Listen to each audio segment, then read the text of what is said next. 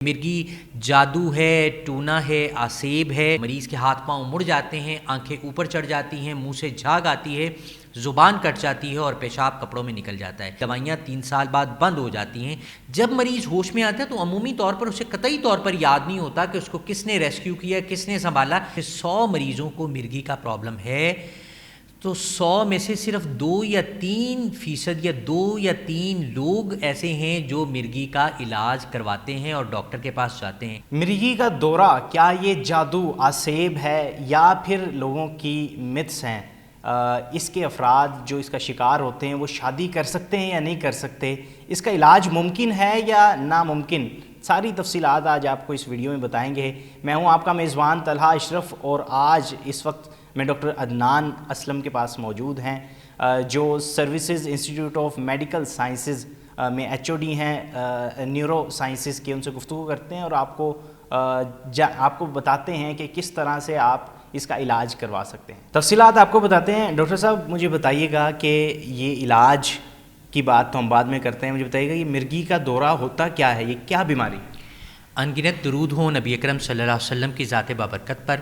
آپ کا بہت شکریہ، سٹی 42 کا بہت شکریہ کہ مجھے آپ نے انوائٹ کیا اس امپورٹنٹ ٹاپک پہ بات کرنے کے لیے۔ مرگی یا ایپیلیپسی یا جھٹکے دورے کی بیماری ایک بہت عام دماغی بیماری ہے جس میں دماغ کے سیل شارٹ سرکٹ ہوتے ہیں اور ان سے بہت زیادہ مقدار سے برقیاتی اخراج ہوتا ہے، الیکٹریکل ڈسچارج ہوتا ہے، جس کے نتیجے میں مریض کے جسم میں کچھ غیر ارادی حرکات رونما ہوتی ہے۔ مریض کے ہاتھ پاؤں مڑ جاتے ہیں، آنکھیں اوپر چڑھ جاتی ہیں، منہ سے جھاگ آتی ہے، زبان کٹ جاتی ہے اور پیشاب کپڑوں میں نکل جاتا ہے۔ یہ تو مرگی کی سب سے عام قسم ہے جس کو جنرلائز ٹونک کلونک ایپیلیپسی بولتے ہیں۔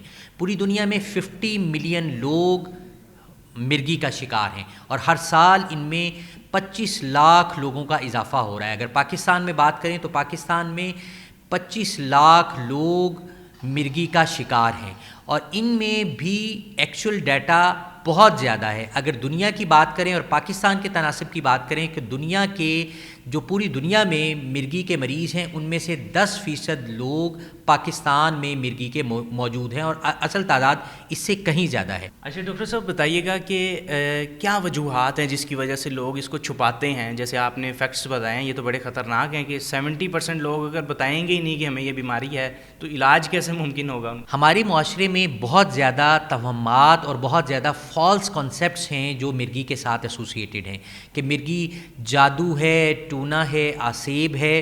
یہ دماغی بیماری نہیں ہے، اس کے لیے وہ اسپرچول ہیلرز کے پاس، پیر و فقیروں کے پاس جاتے ہیں اور مختلف قسم کے لوگوں کے پاس جاتے ہیں اور دم درود کرواتے ہیں، جبکہ یہ ایک دماغی بیماری ہے اور قابل علاج دماغی بیماری ہے۔ 70% لوگ علاج کے ساتھ ٹھیک ہو جاتے ہیں اور ان کی دوائیاں 3 سال بعد بند ہو جاتی ہیں۔ دوائیاں ان کی ساری عمر جاری رہتی ہیں جو دوائی صحیح طریقے سے استعمال نہیں کرتے۔ یہ قطعی طور پر جادو نہیں، ٹونا نہیں، آسیب نہیں، دماغی بیماری ہے اور قابل علاج دماغی بیماری ہے۔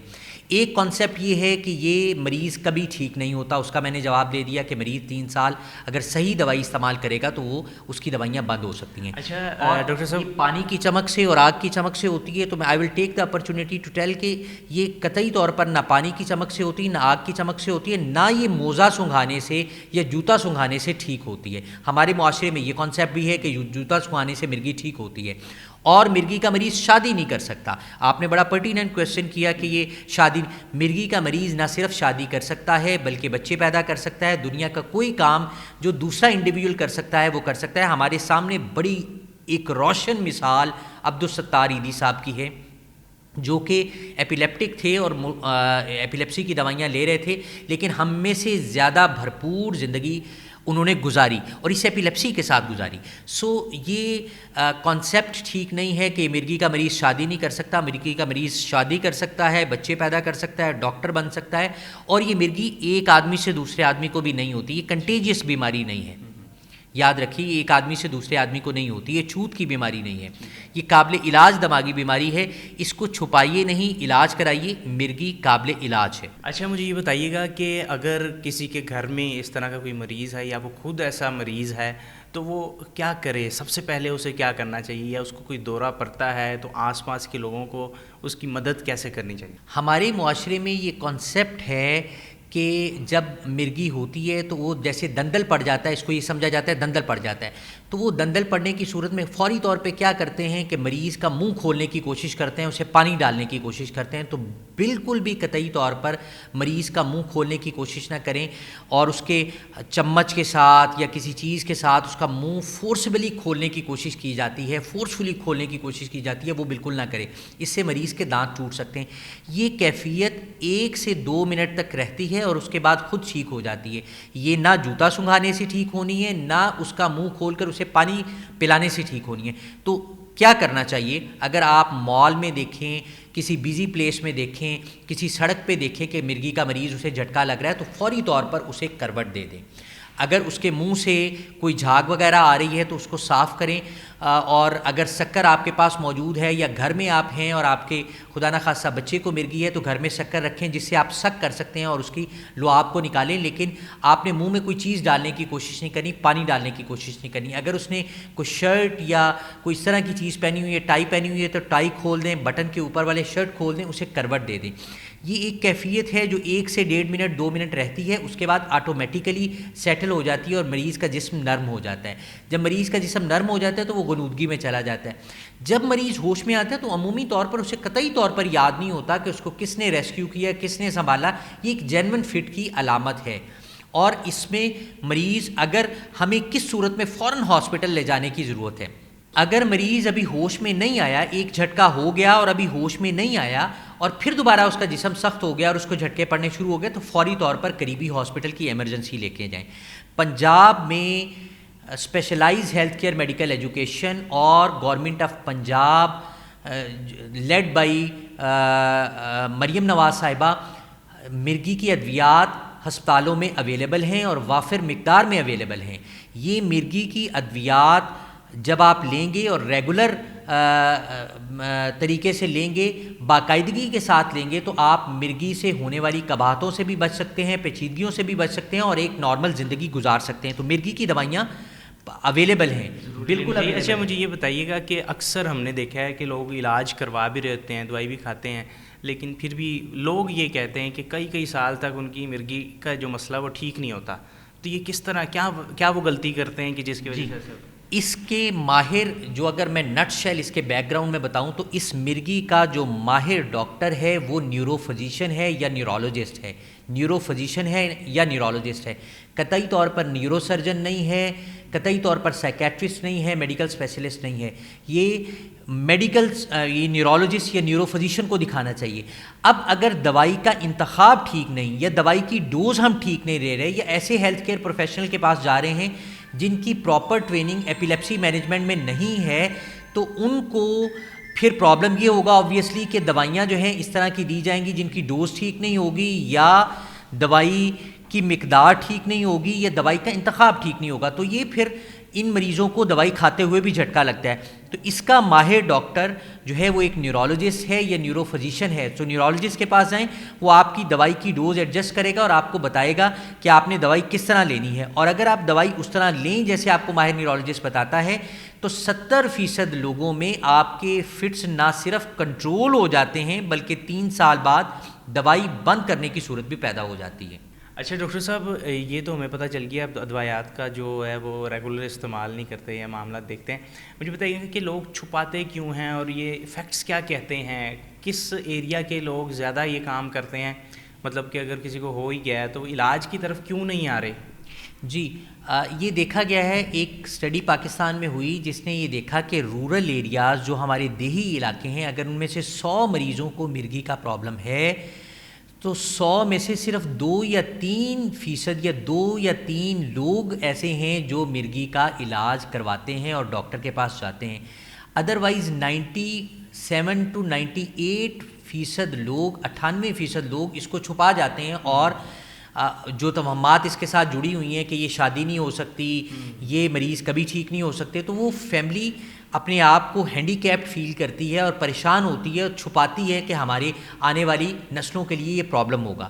سو یہ تو دیہی علاقے کی بات ہے. اور ایون جو اربن ایریاز ہیں, اگر ہم لاہور جیسے شہر کی بات کریں, بڑے میٹروپولیٹن سٹیز کی بات کریں, تو میٹروپولیٹن سٹیز میں بھی 20 سے 23% لوگ ایسے ہیں جو علاج کراتے ہیں, باقی لوگ اس کو چھپا جاتے ہیں. تو میرا آج کے قومی یوم مرگی کے موقع پر پیغام یہ ہے کہ مرگی چھپائیے نہیں، علاج کرائیے، مرگی قابل علاج ہے، اور 70% لوگ، میں پھر رپیٹ کر رہا ہوں، علاج کے ساتھ ٹھیک ہو جاتے ہیں اور ان کی دوائیاں 3 سال بعد بند ہو جاتی ہیں۔ یہ قطعی طور پر جادو ٹونا اسیب نہیں، یہ قطعی طور پر پانی کی چمک سے نہیں ہے، آگ کی چمک سے نہیں ہے، یہ قطعی طور پر جوتا سنگھانے سے ٹھیک نہیں ہوتی، یہ قطعی طور پر ایک آدمی سے دوسرے آدمی کو نہیں ہوتی، یہ قابل علاج دماغی بیماری ہے۔ سو مرگی چھپائیے نہیں، علاج کرائیے، مرگی قابل علاج ہے۔ قابل علاج ہے۔ سر لاسٹ جو سوال یہ ہے کہ اگر کسی کو یہ مسئلہ ہے تو وہ کہاں پہ جا سکتا ہے؟ آپ نے بتایا تو ہے کہ ہسپتالوں میں موجود ہے، اسپیشلی کہاں پہ، کس ہسپتال میں جائے وہ؟ جی، services institute of medical sciences specialize health care کا وہ ممتاز ادارہ ہے کہ جہاں یہ ادویات بھی مرگی کی موجود ہیں اور یہاں ماہر نیورولوجسٹ بھی موجود ہیں۔ بائی ڈیفالٹ جس بھی سرکاری ہاسپٹل میں نیورو فزیشین یا نیورولوجسٹ موجود ہے، یہ ڈپارٹمنٹ آف نیورولوجی موجود ہے، وہاں آپ جا سکتے ہیں، اور یہ تقریباً سارے ہی بڑے tertiary care hospitals specialise health care کے انڈر ایسے ہیں جہاں نیورو فزیشنز موجود ہیں۔ سو آپ وہاں جائیے۔ Specialise health care medical education کے جو اسپیشلائز ہیلتھ کیئر کے جو ادارے ہیں، جیسے سروسز ہے، میو ہاسپٹل ہے، گنگا رام ہاسپٹل ہے، پنز ہے، نشتر ہاسپٹل ہے، بہاولپور وکٹوریا ہاسپٹل ہے، راولپنڈی میں مختلف ہاسپٹلز ہیں۔ تو یہ ہاسپٹلز ایسے ہیں جہاں مرگی کی ادویات بھی موجود ہیں اور آپ کو نیورو فزیشنز بھی وہاں ملیں گے جو کہ اس مرض کے ماہر ڈاکٹر ماہر بھی ہیں۔ بالکل ٹھیک ہے سر۔ سر بتائیے گا کہ کس طرح، کہاں پہ جانا ہے سب سے پہلے؟ Services institute of medical Sciences SIMS Services hospital Lahore specialise health care health department کا under the leadership of Maryam Nawaz صاحبہ، سی ایم صاحبہ، یہ وہ منفرد ادارہ ہے کہ جہاں مرگی کے لیے ایک full fledge department of neurology services institute of medical sciences موجود ہے، جہاں ہمارے پاس ماہر نیورولوجسٹ موجود ہیں جو کہ مرگی کے علاج کے لیے ماہر ڈاکٹر ہیں اور وہ اس کے لیے ریکمینڈڈ ہیلتھ کیئر پروفیشنل ہیں۔ اور سروسز ہاسپٹل لاہور میں مرگی کی ادویات بھی اویلیبل ہیں۔ یہ مرگی کی ادویات بالکل فری آف کاسٹ جو ہماری سی ایم صاحبہ ہیں ان کے وی این کے مطابق موجود ہیں، اور مریض یہاں آ سکتے ہیں، اپنا علاج کرا سکتے ہیں۔ اور اس کے علاوہ بھی اگر آپ کسی اور شہر میں ہیں تو مجھے یہ آئی ول اپریشیٹ کہ اگر آپ بہاولپور میں ہیں، اگر آپ رحیم یار خان میں ہیں، اگر آپ ملتان میں ہیں، نارووال میں ہیں، پنڈی میں ہیں، فیصل آباد میں ہیں، تو آپ کے یہ سارے شہر ایسے ہیں جہاں ڈپارٹمنٹ آف نیورولوجی موجود ہیں۔